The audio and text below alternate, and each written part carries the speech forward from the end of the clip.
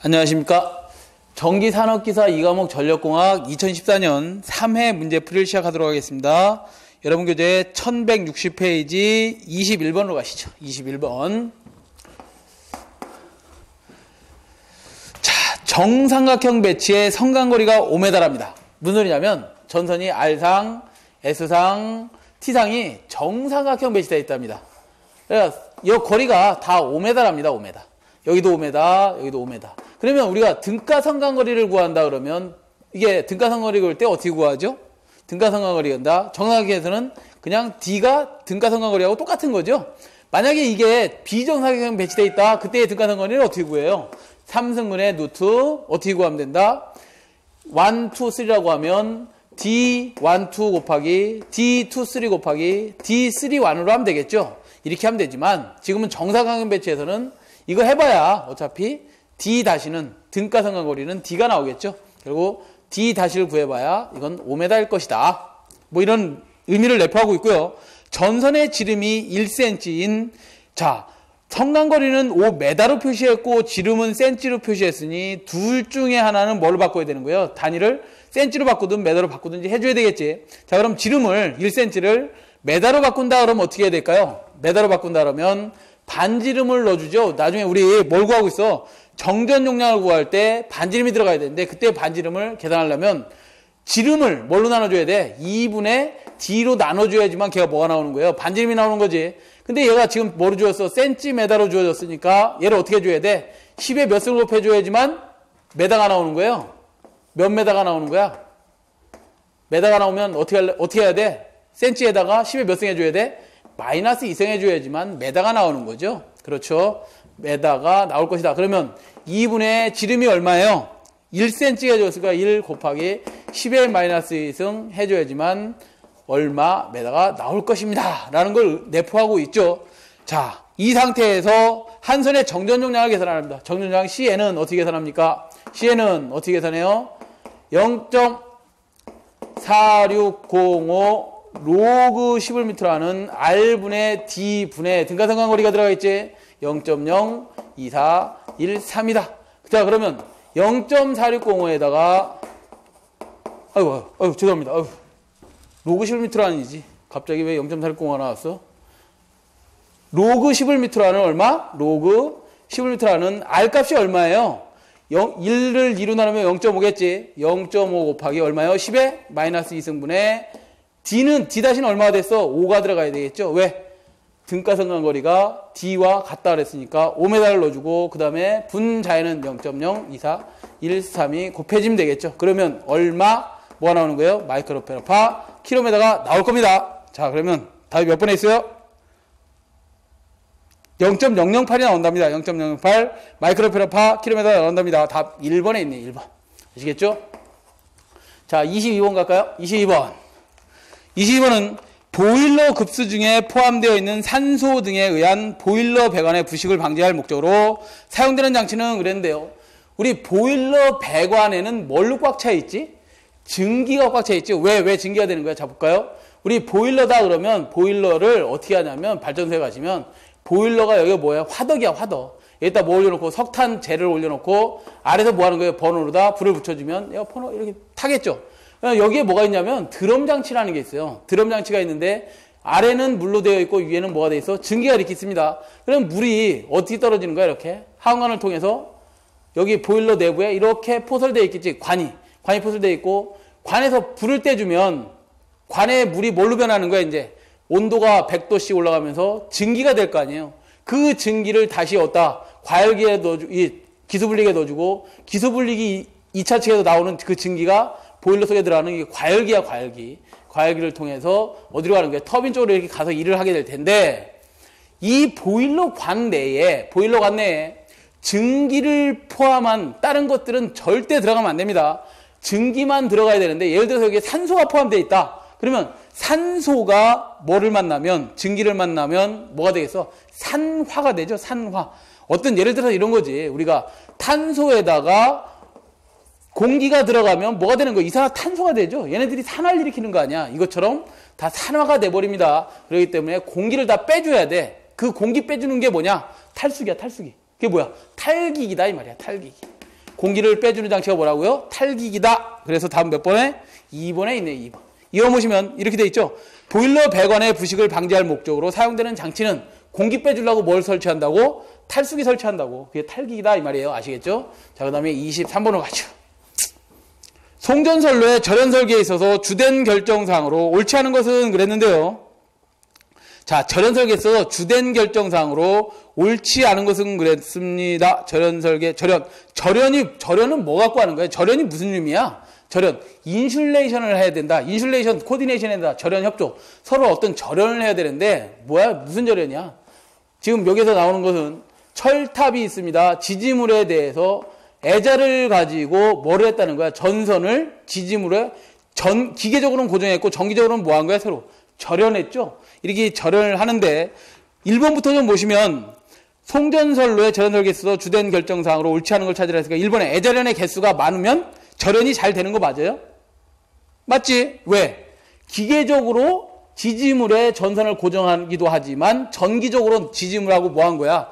절연을 한 거죠. 그걸 절연 설계에 애절연 개수 가지고 하는 거고. 두 번째, 전선과 지지물의 이격거리, 전선과 지지물의 이격거리가 당연히 뭐가 되겠어? 절연 설계에 중요한 척도가 될 거고. 4번에 보시면 가공지선의 차폐 각도다 그랬는데 가공지선의 차폐 각도가 무슨 소리냐면 이걸 일자로 했다면 수직으로 이렇게 선을 그어놓고 가공지선을 설치했답니다. 우리 765 같은 경우는 가공지선을 어떻게 설치하냐면 이렇게 두 조를 가공지선을 설치합니다.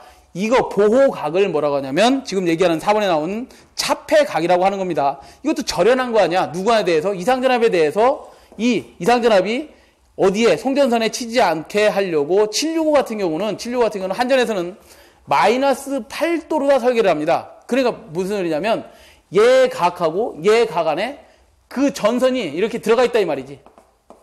이렇게 에다 달아서 전선이 이렇게 매달려 있다 이런 거지. 이 각 안에 들어가 있다 이 말이야. 이 각 안에. 마이너스 8도 안에 들어가 있고 3, 4, 5 같은 경우는 지금 한전에서 어떻게 설계하냐면 0도로 다 만듭니다. 0도로 다 만드는 게 뭐예요? 차폐각을 자꾸 작게 만든다는 거지. 그 다음에 154 같은 경우는 차폐각을 5도 또는 2조로 설치했다 그러면 약 15도 안에 들어올 수 있게 만들어 놓습니다. 뭐를? 지선에 의해서 절연하는 거야. 누구를? 송전선을. 이상전압이 못 치게.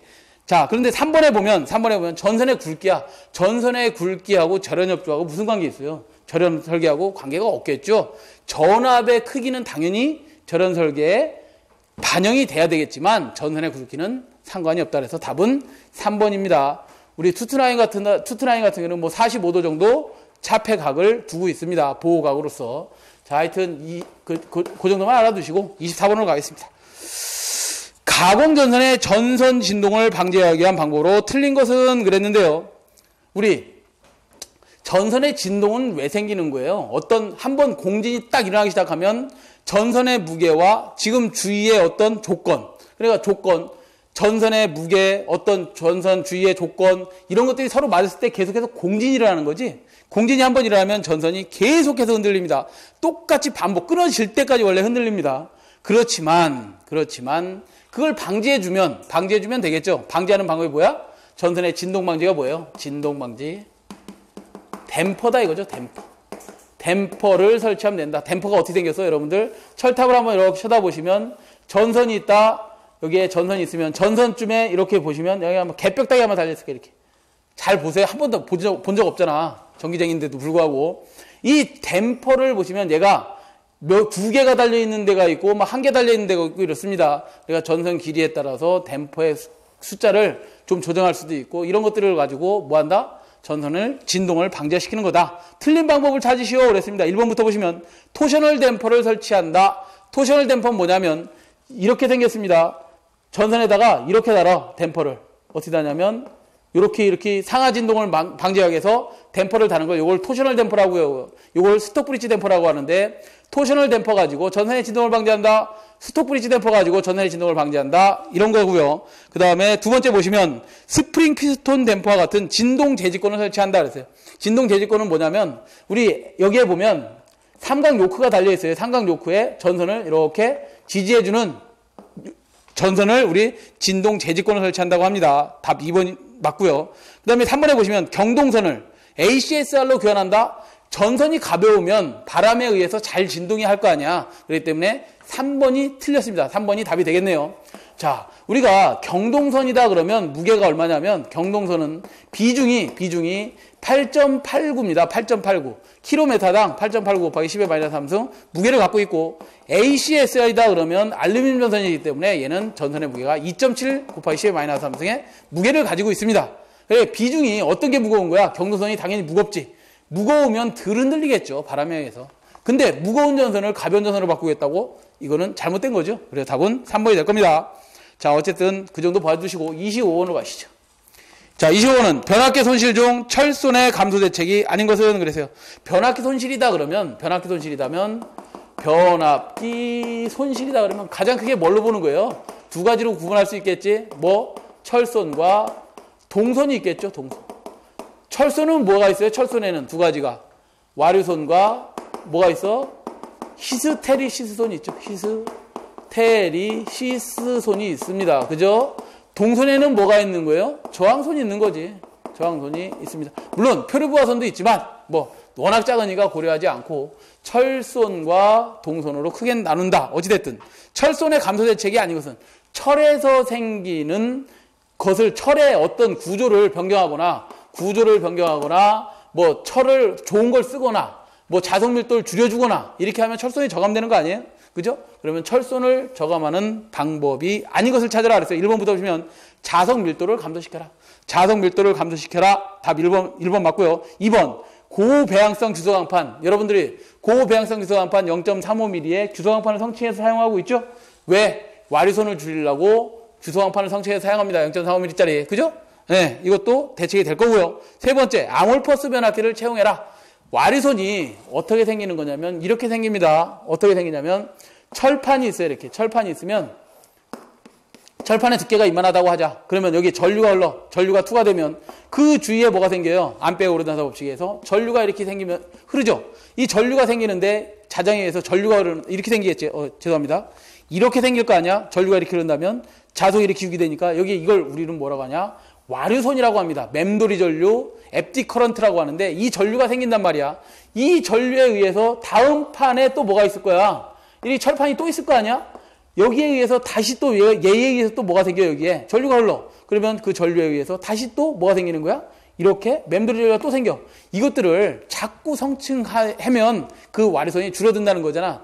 이런 일반 철판, 규소강판을 사용하지 말고 이것을 뭘 사용하라는 거야? 지금 여기 나와 있는 뭐예요? 아몰퍼스 변압기를 채용해라 이 말이야. 아몰퍼스는 그럼 뭐냐? 이 아몰퍼스는 히스테리시손을 저감하고 와류손을 저감할 수 있습니다.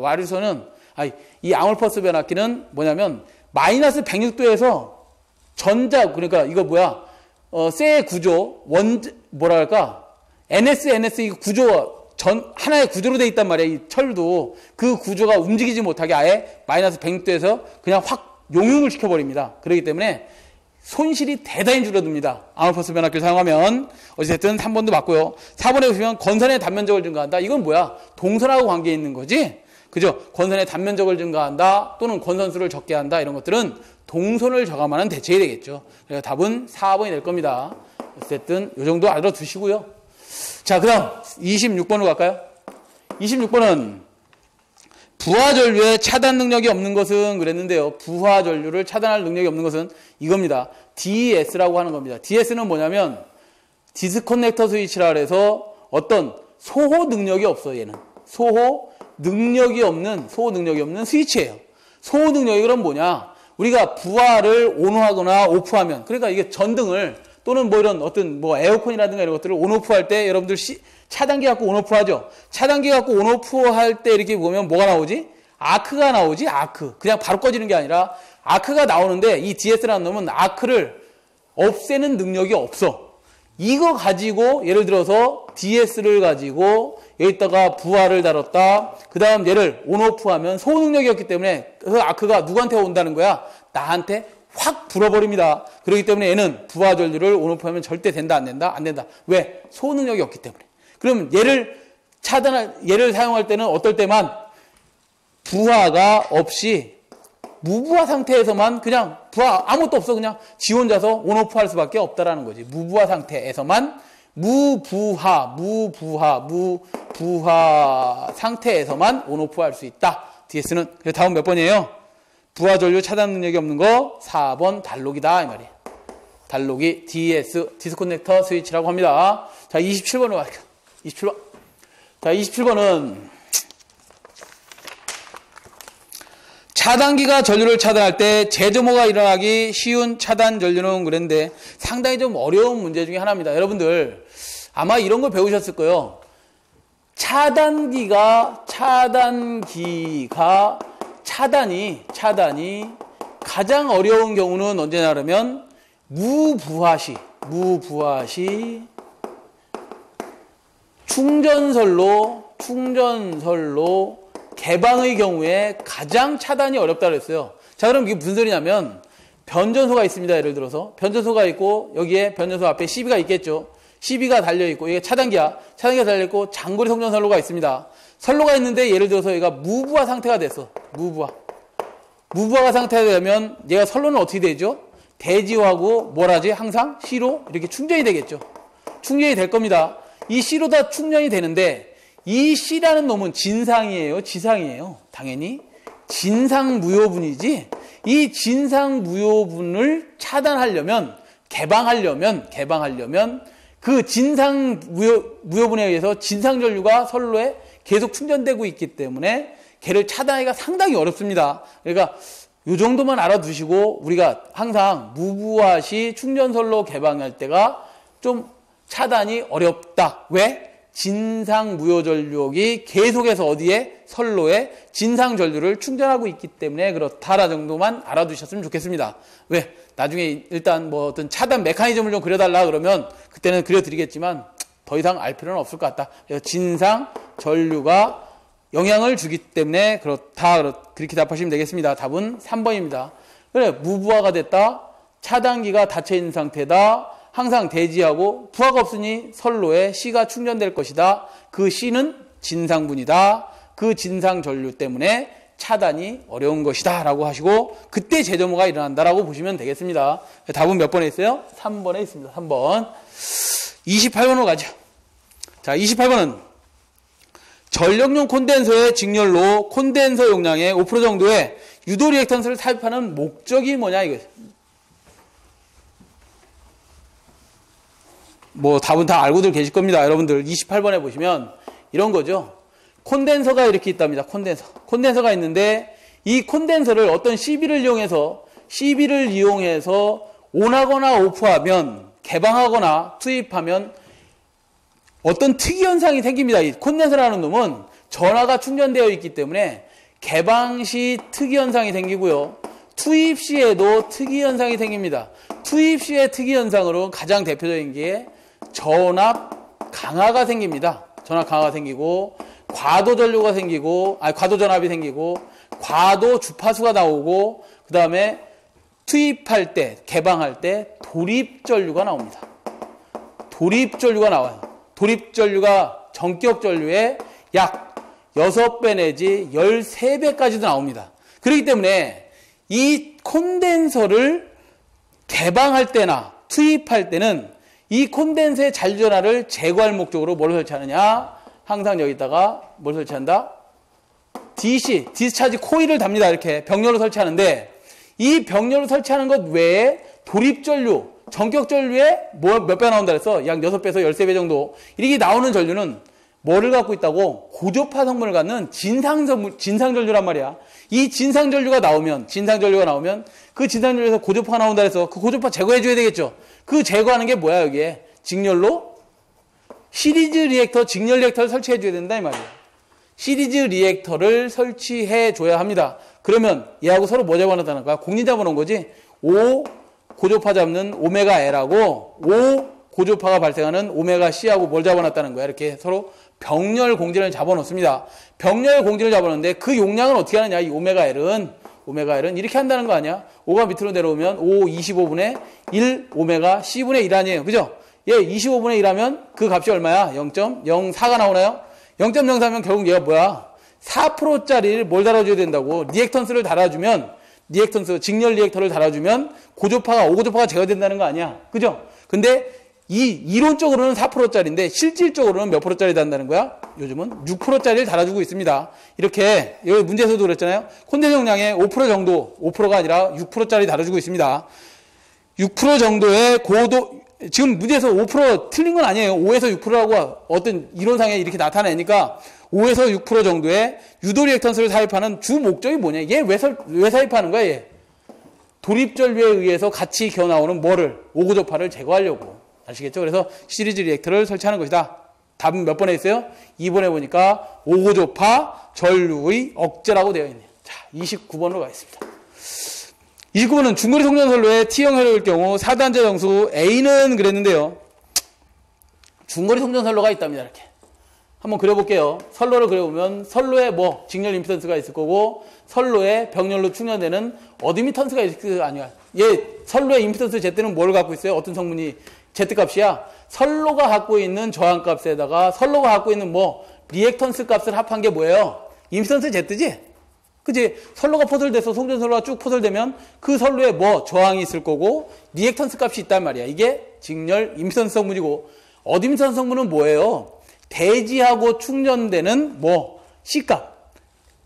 선로가 포설돼 있다? 얘 대지다? 대지하고 뭐가 충전되겠어? C에 의해서 계속 충전이 되고 있는 거지. 그것을 우리는 뭐라고 한다고? XC값이라고 하잖아요. XC에다가 플러스 뭐가 있는 거야? 우리 애자 이런 부분에서 뭐가 생기지? 누설이 생기는 누설 콘덴서스 G가 이렇게 플러스 된 거 아니야? 이게 뭐예요? 어드미턴스 Y값이고 임피던스 Z값이란 말이야. 근데 이것을 어떤 해석을 하려고 그래. 왜 해석하라는 거야? 송전단에서 전압을 몇 볼트 줘야고 송전단에서 전류를 몇 암페어 흘려줘야 수전단에서 원하는 수전단 전압, 정전압 송전 방식을 하고 있으니까 왜? 수전단에서는 항상 원하는 전압이 있잖아. 투투라인을 꼭 받고 싶다 나는. 니들 마음대로, 니들 마음대로 예를 들어서 뭐 전압을 22,000도 줬다가 28만도 줬다가 뭐 이렇게 할 수는 없는 거 아니야. 내가 항상 쓰고 싶은 전압을 받으려면 선로 조건이 이런데 그때 전압을 얼마로 결정하고 전류값을 얼마로 결정해 줘야 되는데 그건 선로 조건과 뭘 다 따져봐야 되는 거야. 수전단의 전압, 수전단에서 받고자 하는 전류값을 따져봐야 되는 거죠. 그게 공식이 뭐야? ES는 A의 ER 플러스 B의 IR 인 4단 정수 AB를 알아야 되고 IS는 C의 ER 플러스 D의 IR인 뭘 알아야 돼? C값과 D값의 어떤 정수값 그 값들을 알아야 되지. 근데 여기서 A, B, C, D는 뭐 어떤 의미를 갖고 있어? A는 전압비고 그 다음에 B는 뭐예요? 임피던스비고 그 다음에 C는 뭐야? 어드미턴스비고 D는 뭐예요? 전류비잖아. 전류비. 전압이나 전류는 어떻게 인가하고 어드미턴스는 지금 어떻게 돼 있다. 이 선로가. B값, 임피던스비는 어떻게 돼 있다라는 것을 알고만 있다면 A, B, C, D만 구할 수 있다면 송전단 전압을 얼마로 할지 송전단 전류를 얼마로 할지를 계산할 수 있다는 거죠. 그러면 이걸 해석하려면 그냥 이대로는 해석이 안 되고 좌에서 보거나 우에서 봐서 대칭이 되는 T형 회로나 무슨 회로로 바꾸라는 거야? 파형 회로로 바꾸라는 거 아니야. 근데 문제에서는 T형 회로를 구하라 그랬네요. T형 회로를 한번 그려서 4단 정수의 ABCD를 한번 구해봐라. 그러고 나면 ES, IS를 구할 수 있을 것이다. 이 말이야. 그러면 T형 회로라는 것은 어떻게 해? T형 등가 회로를 그리려면 이렇게 그리라는 거 아니야. 이게 T형 아니에요? 이건 대지니까 이거 T형 아니야. 이거 T형이지. 이 T형인데 임피던스를 어떻게 했어? 양쪽으로 2분해라. 왜? 좌에서 보거나 우에서 보거나 대칭만 되면 되니까. 그러면 어드미턴스는 Y로 냅더라. 이렇게 해놓고 뭐 하라는 거야? ES 흘려주고 IS 이렇게 IR 받을 것이고 ER 이렇게 받을 텐데 이거 가지고 뭐 하라는 거야? 선로의 전압은 얼마? 전류는 얼마? 그다음 임피던스는 얼마? C는 얼마인지 구할 수 있다. 어떻게? 행렬식으로 4단 정수 AB, CD다. 그러면 4단 정수 ABC에 행렬식을 3개를 세운다. 어떻게?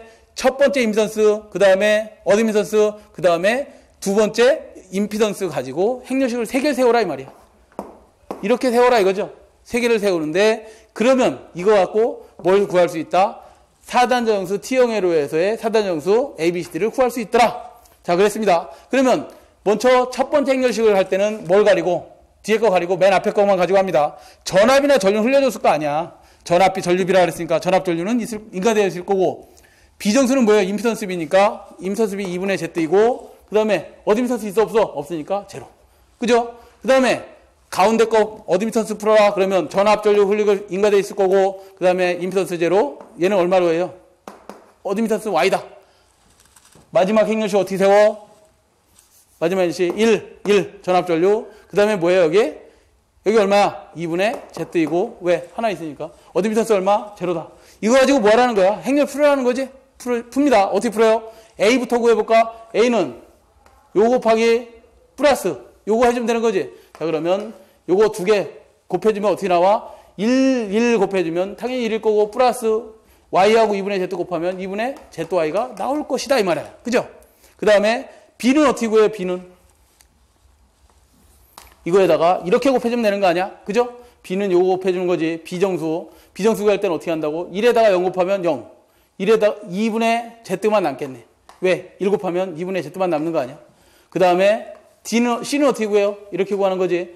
Y만 남겠네. 그죠? 왜? 0에다 1 곱한 거에 플러스 Y만 남지. 그 다음에 D는 어떻게 구해요? 이렇게 계산하는 거지. 자 그러면 0에다가 1만 일단 남겠네. 그 나머지 얘 또 곱해줘야 될 거 아니야? 얘 곱합니다. 곱해서 얘 내렸다가 그대로 곱해서 1 2분의 Z 0 1 그 다음에 A, B, C, D 다 구해보면 T형에서는 답이 어떻게 나와? T형 회로에서의 A, B, C, D는 이렇게 나오죠. 어떻게 나와요? 최종 구하면 1 플러스 2분의 ZY A정수, D정수도 1 플러스 2분의 ZY고 뭐가 변했어? 이거 갖고 외우라니까.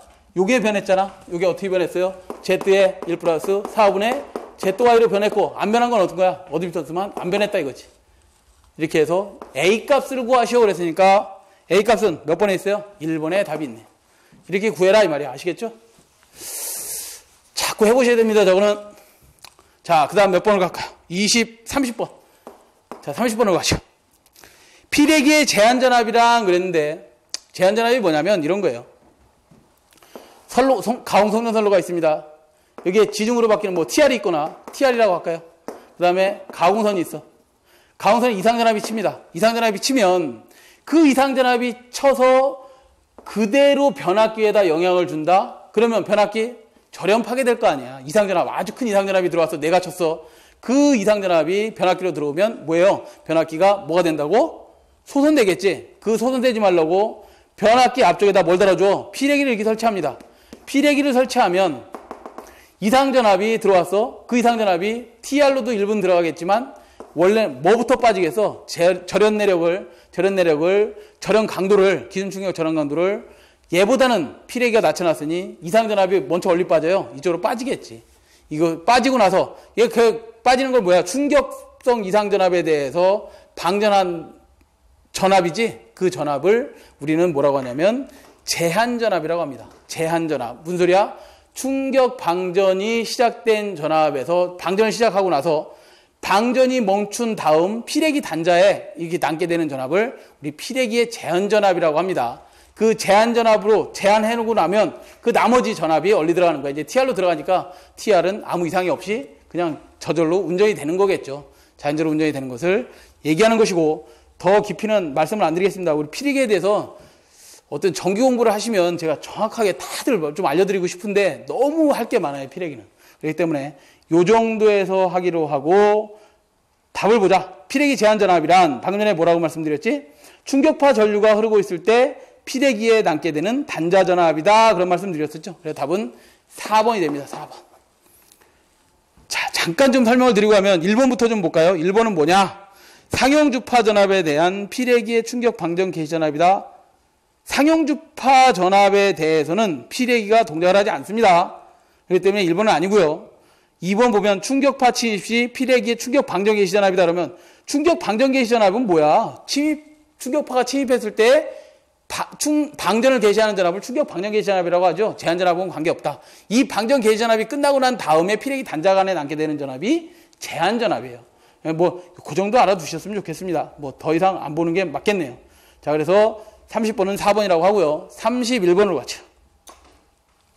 자, 31번은 삼상 수직 배치인 선로에 옵셋을 주는 이유는 뭐냐 그랬어요. 수직 배치라 그랬으니까 철탑이 있으면 A의 암, B의 암, C의 암이 각 암이 다 어떻게 있다는 거야? 수직선으로 일자 배치되어 있다는 거냐. 여기에 애자 달아서 전선 묶고 애자 달아서 전선, 애자 달아서 전선을 이렇게 묶어 놓으면 전선이 이렇게 가선되어 있다는 거 아니야?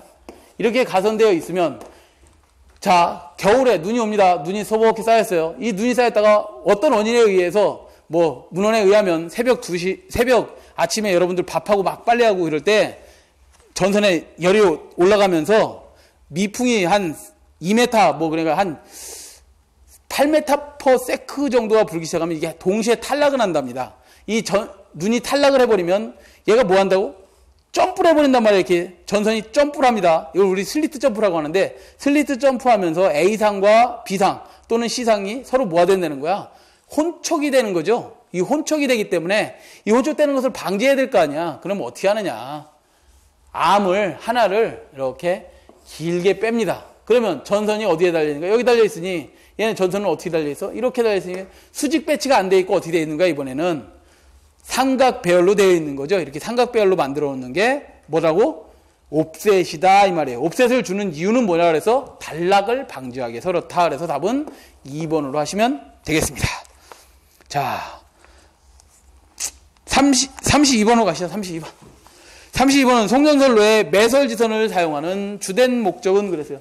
매설지선을 사용하는 주된 목적은 그랬네요. 매설지선이 뭐야? 매설지선. 철탑의 각에 접지를 합니다. 우리 이런 거죠. 32번은 철탑을 이렇게 설치할 때 철탑이 각이 몇 각이죠? 4각이지, 4각. 이렇게 각이 4개 있다면 그 4각에 뭐라고 해서 다 이렇게 접지봉을 박아서 접지를 해줍니다. 접지봉을 박아서 접지를 해주고, 접지봉을 박아서 접지를 해주고, 접지봉을 박아서 다 접지를 해줄 텐데, 그러고 나서 뭐 하는 거야? 얘 저항값이 얼마인지 측정을 하겠죠. 측정을 해봤더니, 예를 들어서, 특고압이 흐를 거야, 분명히 철탑은. 그러면 특고압 기계기구 외하면은 분명히 15옴 이하로 하라고 그랬는데, 법규상에. 15옴 이하라고 하는데, 얘가 100옴이 나왔어. 이거 봐라. 이거 접지장 값을 떨어뜨려야 되는데, 얼마로? 15옴으로 떨어뜨려야 되는데, 어떻게 할 것이냐? 매설지선을 설치합니다. 매설지선을 쭉 설치해. 그래갖고 매설지선을 쭉 각마다 설치해봤더니 얘가 15옴으로 떨어졌어. 15옴으로 떨어졌네. 잘 됐네. 이게 끝나는 게 아니라 우리 여기 보면 문제에서 보면 탁각 접지장을 줄여서 섬락을 방지하기 위하여 그랬습니다. 탁각 접지장을 줄이면 섬락이 방지되는다 볼까? 자, 이상전압이 가공지선에 칩니다. 가공지선에 치면 그 이상전압이 대단히 큰 이상전압이 접지장이 크다면 대지로 방전하지 못하고 어떻게 하는 거야? 다시 거꾸로 섬락을 일으킵니다. 거꾸로 섬락을 일으키는데 얘를 리프레시오버라 그래서 얘를 역섬락이라고 하는데 그 역섬락이 일어나면 전선의 이상전압이 거꾸로 역섬락을 일으켜서 어떻게 한다고? 전선의 이상전압을 이렇게 유기하게 됩니다. 이걸 우리는 역섬락이라고 합니다. 역섬락. 왜? 뭐 때문에 역섬락이 생긴 거야? 저항값이 크기 때문에. 그럼 얘를 낮춰주는 이유는 뭐야? 낮출 수 있는 방법은 뭐야? 매설지선을 설치해서 15옴 이하로 떨어뜨리면 이상전압이 쳤다. 저항값 낮네. 대지로 다 방전을 해야 되겠네. 역섬락 일어난다 안 일어난다? 안 일어난다 이 말이죠. 다음 몇 번? 3번에 있네요. 탁각 접지장을 저감해서 역섬락을 방지하기 위하여 매설지선을 설치하는 겁니다. 33번으로 가시죠. 조금 생각해봐야 될 문제네요. 1차 전압이 6000V, 권수비 30인 단상변압기로부터 단상변압기가 있답니다. 단상변압기가 있는데 이 단상변압기 1차 측의 전압이 6000V인가요? 6000V랍니다. 6000V고 여기에 흐르는 전류가 안 주어졌네요. 전류가 안 주어졌어요.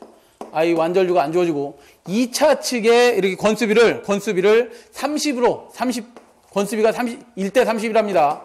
여기가 1이라면 여기가 2차 측이 30이랍니다. 30인 단상변압기로부터 부하 전류를 20A 흘려줬답니다. 20A. 얘를 I2 전류라고 할게요. I2 전류를 20A 공급할 때 입력 전력을 구하래요. 여기에 P1 값을 구하랴. P2를 구할 수 있게 해놨나요? 입력 전력만 구하랍니다. 어찌됐든. 입력 전력을 구하는데 입력 전력은 어떻게 계산하죠, 여러분? 부하 역률은 1로 하고 입력 전력은 어떻게 구해? V1, I1, 코사인 세타 1으로 하면 되고 만약에 P2 구해라 그러면 어떻게 돼? V2, I2, 코사인 세타 2로 하시면 되는 거죠. 근데 여기서 역률이 얼마래? 1이랍니다. 자, P1을 계산하려고 봤더니 V1 값 주어졌어. I1 값이 주어졌어, 안 주어졌어? I1을 구해다 놓으라 이 말이야. 그죠? V1이 얼마예요? 6000V인가요? 6000V에다가 I1은 어떻게 구하면 돼? 우리 권수비 기기 시간에 배우셨지? 권수비의 A는 어떻게 구하죠? 2차 전압에 대한 1차 전압의 B를 권수비라고 한다. 또는 뭐예요? Z2에 대한 Z1의 B를 자승치한 게 뭐라고요? 건수비다. 또는 이렇게 계산하지 않나? I1분의 I2를 건수비라고 얘기하죠. 이렇게 건수비라고 한다. 건수비 주어졌다. I1 값, I2 값에서 I1 값 구하면 되겠다. 어떻게 구하면 돼? A는 I1분의 I2로부터 뭐 구하면 된다고? I1 값 구하라며. I1은 뭐예요? 건수비분의 I2 값 넣어주면 되겠네. 건수비가 얼마 주어졌어? 30 주어졌고 I2가 몇 암페어? 20암페어니 얘는 얼마예요? 나누면 1.5인가? 1.5인가? 아유 1.5가 아니지. 3분의 2다. 3분의 2를 이렇게 I1 값으로 곱해주면 3분의 1을 I1 값으로 곱해주면 P1 값을 계산하는데 영유로 얼마? 1. 당연히 1이고 몇 번이에요? 4000W가 나오는데 킬로와트 구하라 그랬으니까 4네 4. 답은 4번이 되겠죠. 이렇게 계산하라 이거야. 그래서 조금 생각을 좀 해야 되는 문제입니다. 그러니까 I1 값 1차 측에 전력 구하라 했으니까 전력은 뭐 여러분들 다 공식 알고 있잖아. V1 I1 코사인 세타. 코사인 세타가 1이라 합니다. 역률이 1이라 했으니까 V1에다가 I1 곱해주면 1차 측에 전력을 구할 수 있는데 V1 값은 알아. I1 값을 구해야 된다. 건수비가 주어졌으니 어서 구하라는 거야. 거기서 I1 값을 계산하다가 넣으라는 거죠. 이렇게 계산하시면 될 것 같고요. 34번. 자, 34번은 수차의 특유 속도 크기를 바르게 나열한 것은 그랬습니다. 특유 속도 크기. 특유 속도가 뭐야? 특유 속도. 특유 속도는 이런 겁니다. 단위낙차. 그러니까 수차 러너가, 수차는 어떻게 돌아가냐면 수차가 있습니다. 수차가 있으면 이렇게 뭐 어떤 충동형 수차라고 할까? 충동형 수차면 노즐이 있고요. 노즐에 니들이라는 게 있어요. 니들 밸브.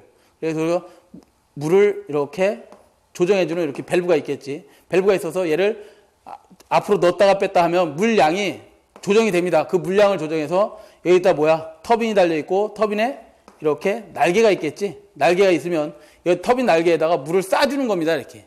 이게 충동형 수차예요. 충동형 수차에 얘가 러너야. 러너가 있고 러너 날개죠. 이게 러너 날개가 있는데 또 이게 충동형 말고 반동형 수차라는 게 있어. 반동형 수차는 물이 들어오는데 러너를 이렇게 만들어 놓고 이 아래다가 날개를 이렇게 달아놨습니다. 날개를 쭉 달아놓고 물을 이렇게 순환을 시켜. 그러면 얘가 러너가 물의 반동을 이용해서 어디로? 배수구로다 이렇게 물을 보내는 것을 이걸 터빈이라고 합니다. 그러니까 반동형 터빈이고 얘는 충동형 터빈이야.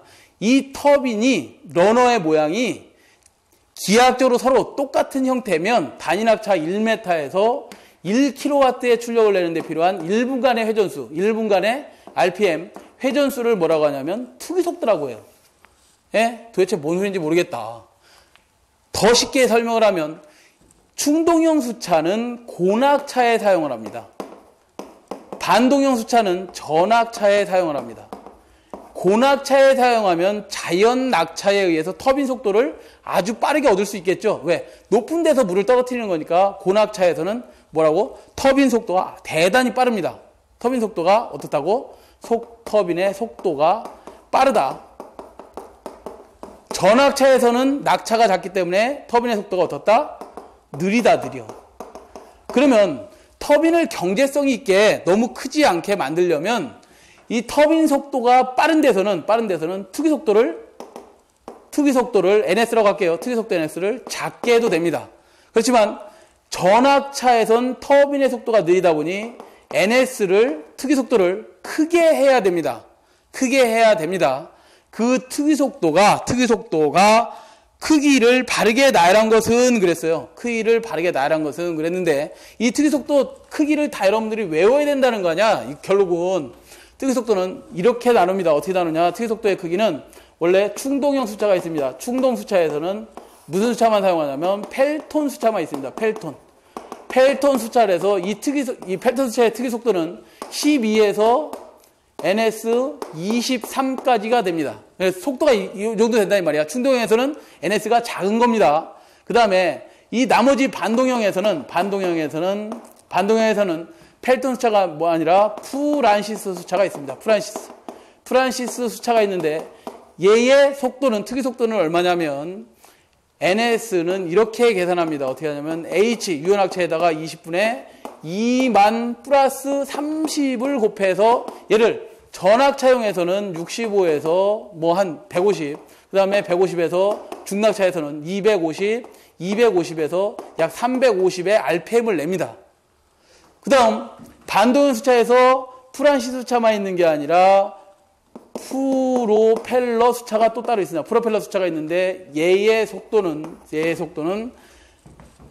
좀 이따 정리를 해드리고, 그 다음에 사류 수차라는 게 있어. 사류 수차가 있는데, 사류 수차는 그 특유 속도가 플러스 40, 똑같은 공식에다가 40이 더해지면서 얘는 특유 속도가 얼마냐면 약 150에서 250 정도 됩니다. 그 다음에 프로펠러 수차 중엔 두 가지가 있어요. 그 두 가지 중에서 플러스에 50이 되고요. 그 속도는 350에서 약 800rpm 정도 됩니다. 그러니까 특유 속도가 지금 뭐라 그랬어? 큰 순서라 그랬나? 크기를 바르게 나열한 것은 그랬으니까 펠턴 수차가 가장 적죠. 왜? 특유 속도가 가장 작잖아.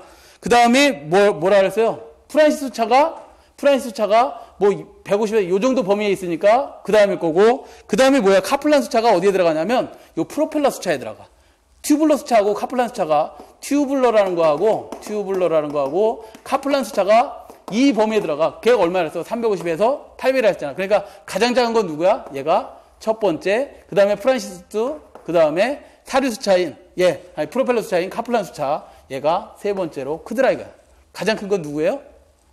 그 다음에 중간 펠턴 수차. 이렇게 정리를 좀 하셔야 되는데 이걸 어떻게 다 외우고 있어? 다 못 외우니까 그냥 이건 찍어야지. 찍어. 거기 밑에 보시면 뭐 표가 좀 주어져 있네요. 그죠? 저속도형, 중속도형, 뭐 그다음에 사류 수차도 주어져 있고, 그다음에 카플란 수차도 어느 정도 주어져 있습니다. 그죠? 그거 참고를 좀 하셔서 답을 다시 특유 속도가 어떤 거구나. 이 정도만 알아두시면 됩니다. 왜 특유 속도를 적용하는 거야?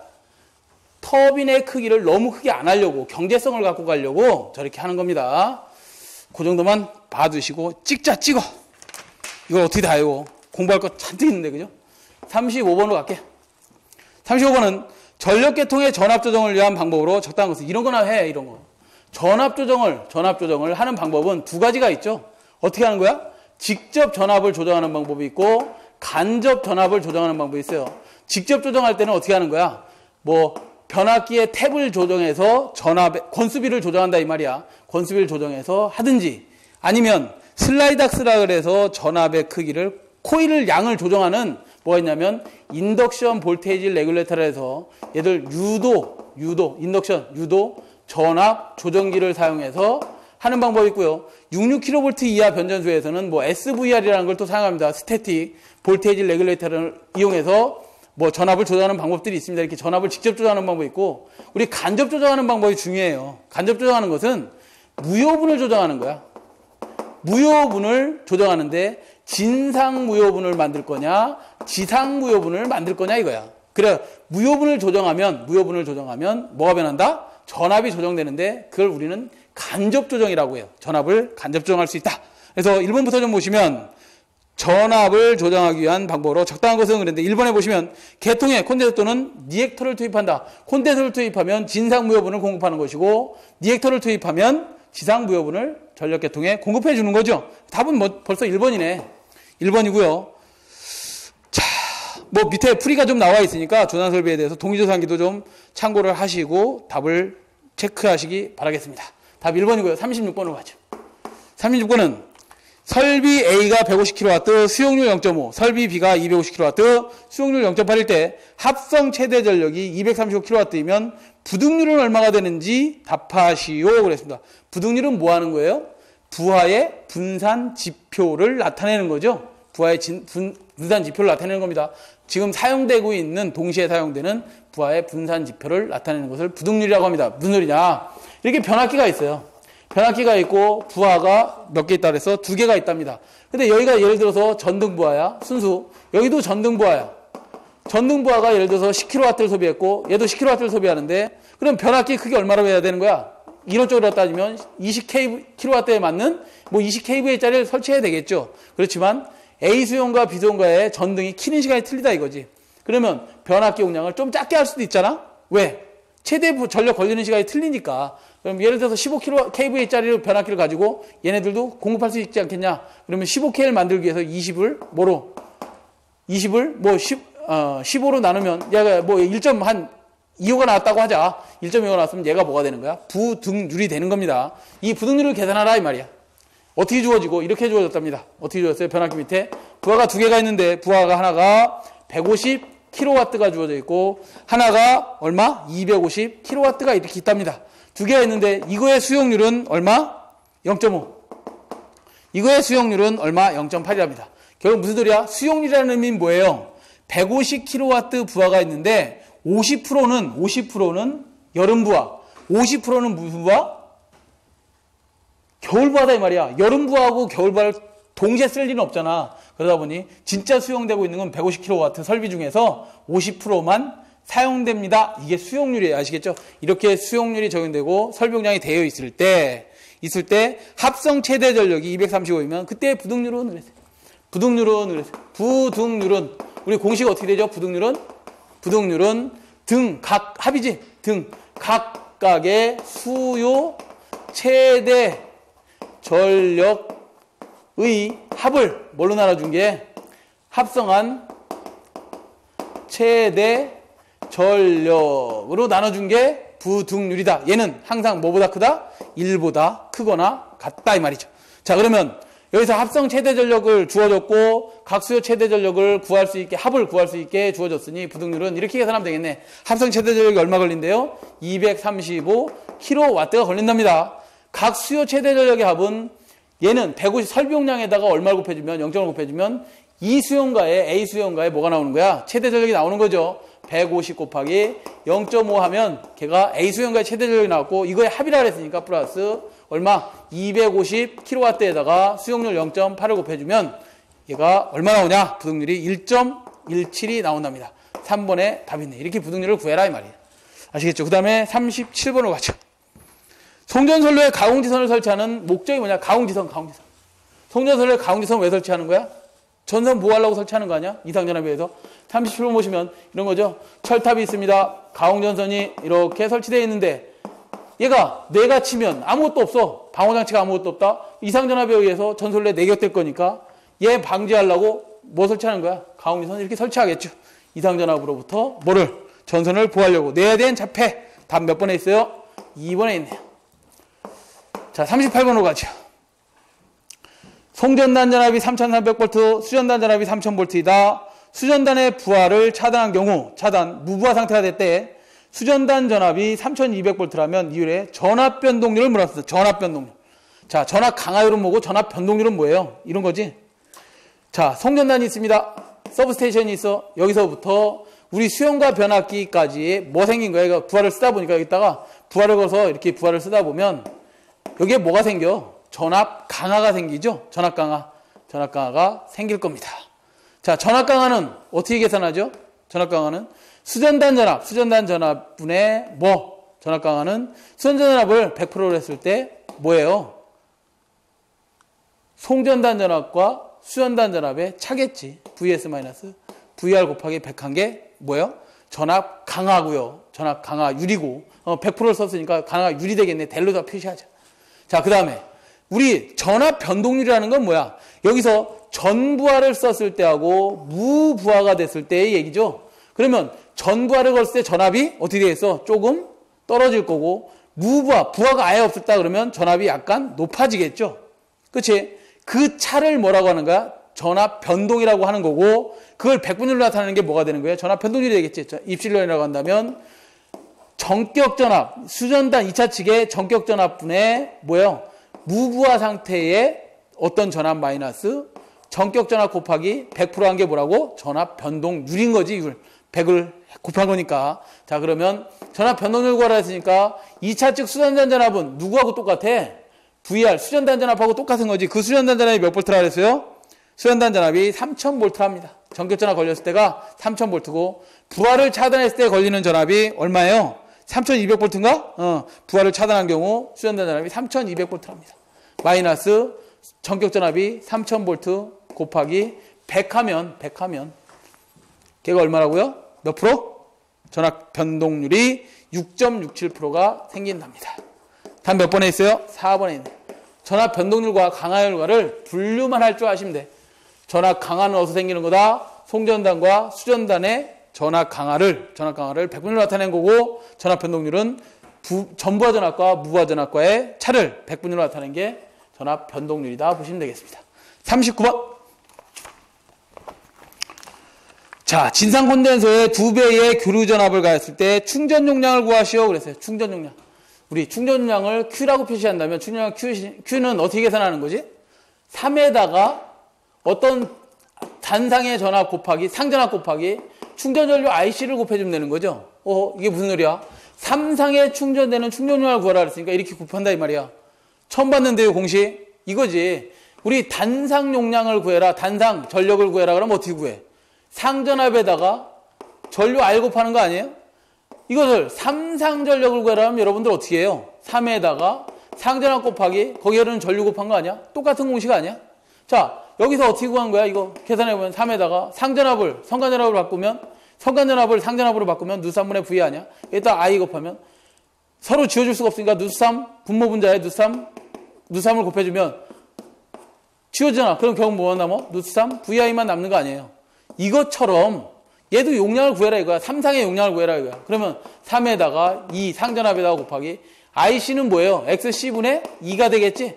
XC 용량성 리액턴스에 대한 상전압의 B를 뭐라고 해? 충전 전류라고 하잖아. 그 충전 전류가 이렇게 곱해지겠죠. 이거 다시 곱해보면 귀찮지만 한 번 더 해보면 얘 XC는 뭐예요? 오메가 C분의 1분의 2죠. 다시 해보면 3에다 2에다 곱하기 이거 번문수로 풀면 뭐만 남아? 오메가 C2가 됐겠지? 자, 그러면 3에다가 얘 2가 뭐예요? 상전압이잖아? 상전압을 성간전압에 대해서 바꾸면 어떻게 돼? 누3분의 V 곱하기 오메가 C에다가 루트 3분의 상전압이 하나 더 있으니까 누3분의 V가 될 것이다. 누3 지워지니까 결국 뭐가 남아요? 오메가 C에다가 V 자승만 남는 거 아니야? 그렇죠? QC는 오메가 C V 자승이다 이 말이죠. 그래서 QC를 3상에 대해서 구해라 그랬는데 QC는 전압을 2배로 했답니다. 얘를만 2배로 하면 몇 배가 되느냐 이거야. QC 충전 용량은 몇 배가 되냐? 오메가 C는 상수고 전압이 몇 배 됐다? 2배의 자승이라 그랬으니까 4배가 됐겠네. 4배. 맞아요? 이해 자승이니까 4배 이렇게 구해라 이 말이에요. 간단한데 여러분들이 공식을 어떤 공식? 최종 공식 이거를 기억을 못한다 이 말이에요. 이거를 오메가 CV 자승 이걸 기억하고 계셔야 됩니다. 3상에서는 아시겠죠? 또 어떤 것도 기억하고 있대. 이 IC의 전류는 오메가 C2 값을 가지고 있다는 것도 알고 계셔야지만 된다. 그래서 전력을 구하는 거나 충전 용량을 구하는 거나 단상을 3상으로 변경하는 건 같더라. 자, 그 다음에 40번 문제가 남았는데요. 한 문제가 좀 복잡한 게 나왔네. 좀 어려운 문제가 하나 나왔습니다. 40번엔. 네, 여러분들이 이것저것 다 구해봐야 돼서 그래요. 자, 40번 풀어보시면 40번은 동일한 부하 전력에 대하여 전압을 2배로 승합하면 전압 강하는 어떻게 되고 전압 강하 2는 어떻게 되고 전압 강하라고 할게요. 전압 강하율 델은 어떻게 되고 전력 손실률 K는 각각 어떻게 되는지 순서대로 나열한 것은 전압을 2배로 승합했답니다. 전압을 2배로 승합할 때 2도 구해보시고 델도 구하시고 얘가 델이 뭐야? 전압 강하율 전력 손실도 구해봐라 이 말이야. 아이고 다 구해봐야 되겠네. 첫 번째 전압 강하를 한번 구해보자. 우리 전압 강하는 뭐예요? 전압 강하는 송전단 전압을 100을 줬는데 수전단에서 90밖에 못 받았어. 그러면 두 개의 차가 뭐예요? 전압 강하지. 그럼 다시 써보자. 전압 강하는 차들은 이 전압 강하의 차는 왜 생긴 거야? 임피던스, 선로의 임피던스와 전류의 I의 차이에 의해서 생긴 거 아니야? 얘를 다시 써보면 R 플러스 J의 X 값에다가 I에다가 전류 I에다가 벡터적으로 흘렀을 거 아니야? 코사인 세타 마이너스 J의 사인 세타다. 그러면 이거 다시 계산하시면 결국 전압 강하이라는 놈은 뭐만 남는 거예요? 뭐만 남어? I의 실수는 실수, 허수는 허수대로 다 정리하시면 R 코사인 세타 플러스 X의 사인 세타만 남고 실수는 그대로 써주지만 허수는 버렸다. 그러면 전압 강하이는 이렇게 계산되는 거 아니에요? 이거하고 전압하고 무슨 관계 있어? 전압 강하하고 전압을 2배로 했는데 무슨 관계 있어? 이렇게 바꿔줘야 되겠네. I는 뭐예요? V 코사인 세타분의 P로 바꿀 수 있지? 왜? P는 VI 코사인 세타에서. 그럼 이거에다가 R 코사인 세타 플러스 X의 사인 세타다. 자, 그러면 V분의 P만 냅두고 코사인 나눠주면 뭐가 남어? R만 남을 거고 플러스 X에다가 코사인을 사인으로 나눠주면 뭐예요? 탄젠 세타 되는 거 아니야? 이게 전압 강하다. 그러면 고로 전압 강하 2는 전압 V와 무슨 관계에 있는 거예요? 반비라는 관계에 있네. 이제 1번 하나 풀었어. 자, 그 다음. 전압 강하율을 보자, 전압 강하율. 전압 강하율 두 번째. 전압 강하율 대련 어떻게 구해요? 수전단 전압에 대한 수전단 전압을 100%로 봤을 때 전압 강하의 B가 전압 강하율 아니야. 다시요. 수전단 전압을 100으로 봤을 때 전압 강하가 얼마 생겼느냐, 몇 프로 생겼느냐가 전압 강하율이지. 자, 그러면 이거 이렇게 쓸 수 있다. V분의 전압 강하는 여기 구해놨네. V분의 P에다가 뭐예요? R 플러스 X의 탄젠트 세타라며 이렇게 구해졌네. 이거에 곱하기 몇 프로라는 거야? 100%라네. 그러면 전압을 이거 범수로 풀면 V 자승으로 풀 수 있고 P에다가 R 플러스 X의 탄젠트 세타 곱하기 100으로 쓸 수 있죠. 고로 전압 강하율은 전압과 무슨 관계에 있어? 자승의 반비례하는 관계에 있네. 그죠? 다음 전력 손실률도 구해보라 해서 전력 손실률. 이거를 1분 안에 어떻게 풀어? 다 외우고 있었어야 된단 말이야. 그러니까 K라는 놈은 전력 손실률은 삼상전력을 100%로 봤을 때 전력 손실이 얼마나 생기냐. 이 B가 전력 손실률 아니야.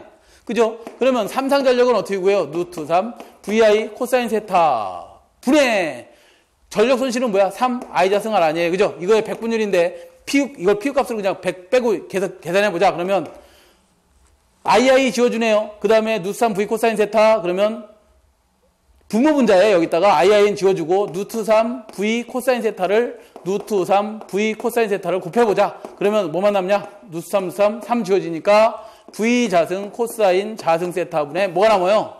루트 3 V I 하나 있잖아. 코사인 세타 그러면 걔가 P 아니야. P에다가 R 하나 남네. 고로 손실률 K는 전압에 뭐하고 있어요? 자승에 반비례한다. 이 전압이 자 여기서부터 좀 보십시오. 여기 보시면 전압이 몇 배 됐다고? 2배 됐다. 전압이 몇 배 됐다고? 2배 됐다. 2배의 자승이다. 여기도 전압이 몇 배 됐다? 2의 자승이다. 그럼 결국은 뭐야?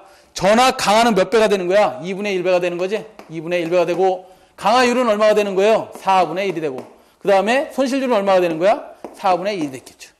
이걸 풀으라는 거야. 이거 1분 안에 어떻게 풀어? 외우고 있었어야지 공식을.